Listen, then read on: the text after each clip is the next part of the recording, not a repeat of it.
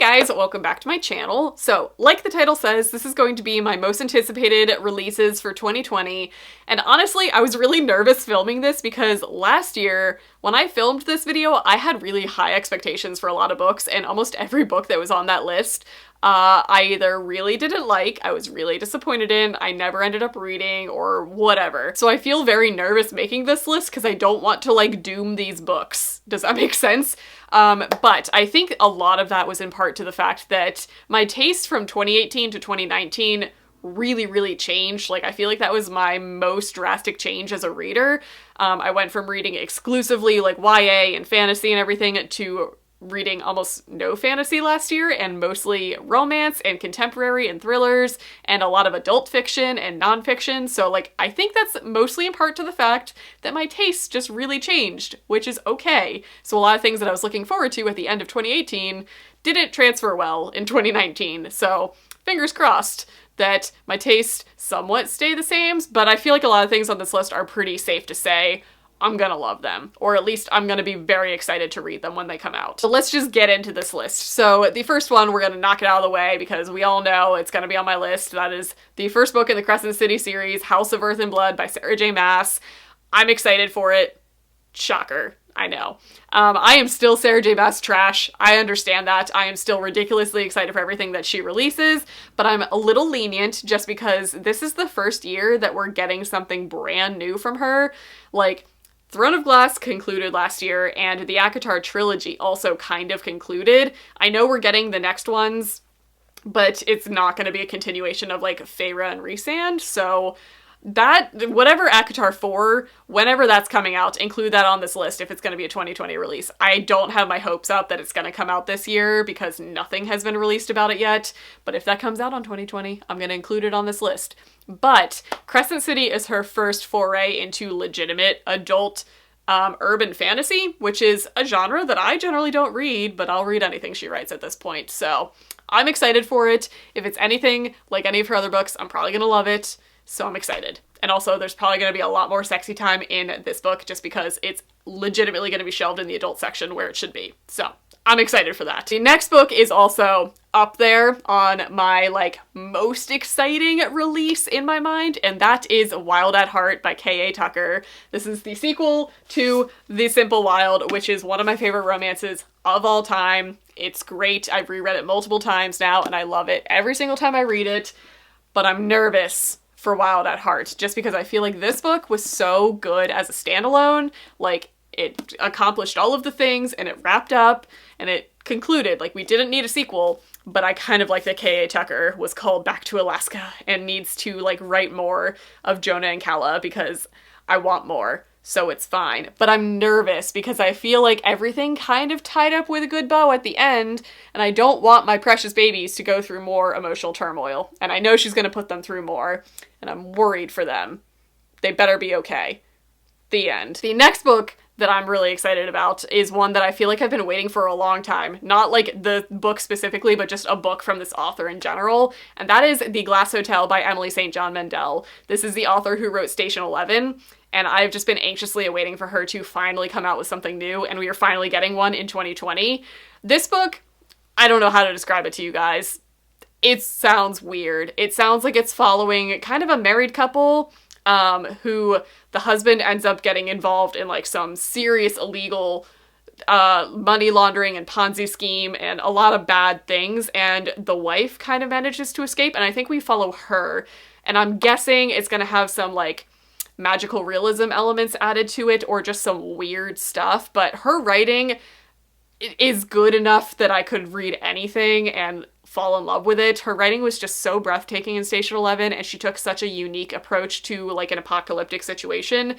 I don't even know what to describe this new book as, but I'm excited for it, so I'm gonna read it. The next book that I am so excited is Harley in the Sky by Akemi Dawn Bowman, who has quickly become one of my favorite YA contemporary authors of all time. Like, she's turning into an auto-buy author. She only has 2 books out. They're beautiful, so it is Starfish and Summerbird Blue, and both of these are my top books. Like, both of these made my top lists of the years that I read them. She just writes really poignant, really beautiful, hard-hitting topics with like breathtaking prose. And this one is about a girl who wants to run away to the circus. And I'm like, this is a book that is designed for Chelsea Palmer. So I'm excited for this. Like, I'm gonna read everything that she writes at this point because I just adore her writing so much. But the fact that we're wrapping it in with a circus story, I'm so excited for it. I believe it's about a girl who just really wants to be a trapeze artist and run away to the circus, and her parents want her to continue her schooling, so she runs away anyway. And I was like, I am on board. So that's exciting. The next one, I'm taking a turn with this genre. The next book is probably going to be on a lot of anticipated releases lists, and that is Empire of the Vampire by Jay Kristoff. So in 2019, I really kind of fell in love with Jay Kristoff's work because I finally got around to reading Nevernight, and now I can fully appreciate him as an author. I didn't love him when he's writing with Amy Kaufman in YA. And I feel like I don't know if it was her influence into those books or if it was just the fact that he toned down his writing for the YA genre. But reading his adult stuff is like, that's my cup of tea. Like, he is not afraid to get gory and bloody and dark and twisty with his books and his stories and his characters. So this, I think, is going to be what we wanted The Beautiful to be.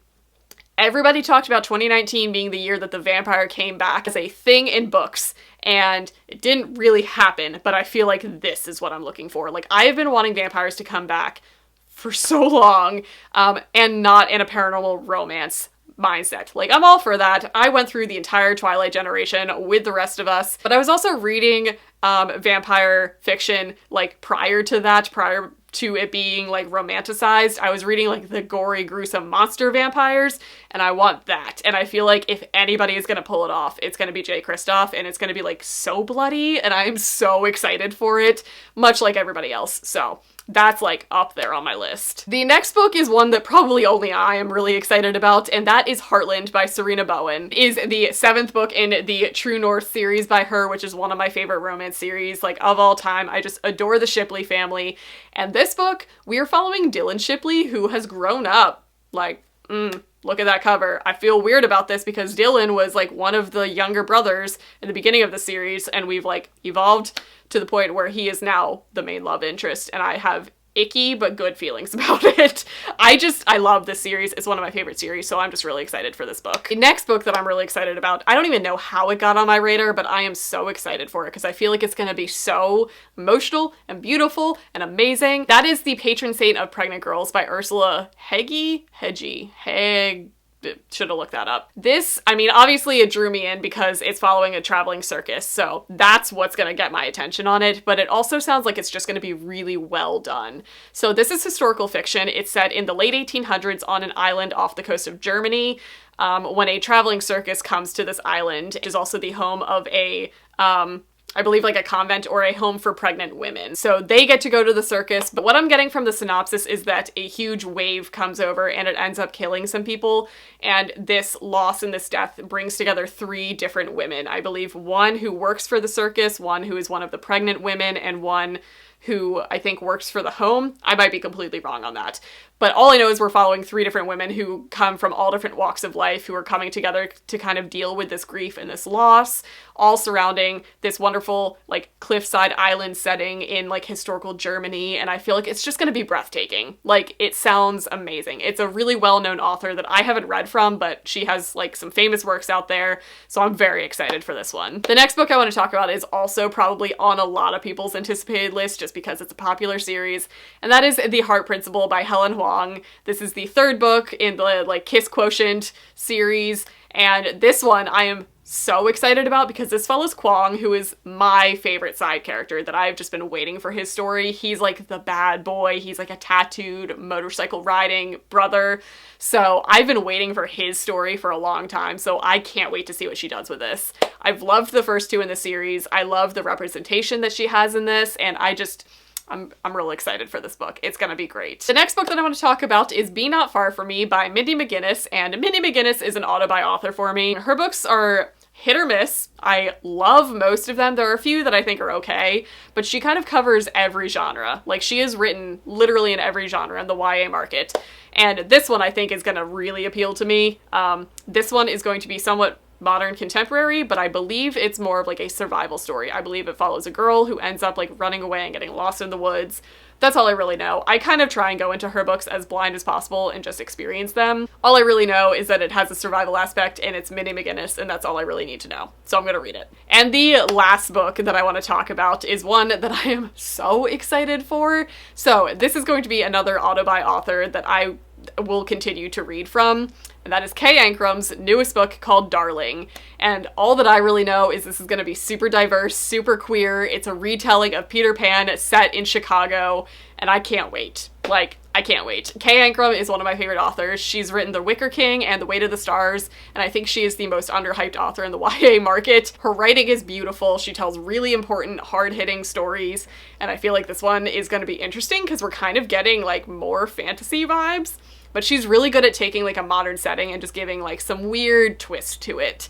So I can't wait for this because Peter Pan is one of my favorite things to read retellings from. I haven't gotten sick of it yet, and I can't wait to see what she does with it. So those are the 10 books as of right now, as of the beginning of January, that I'm the most excited for in 2020.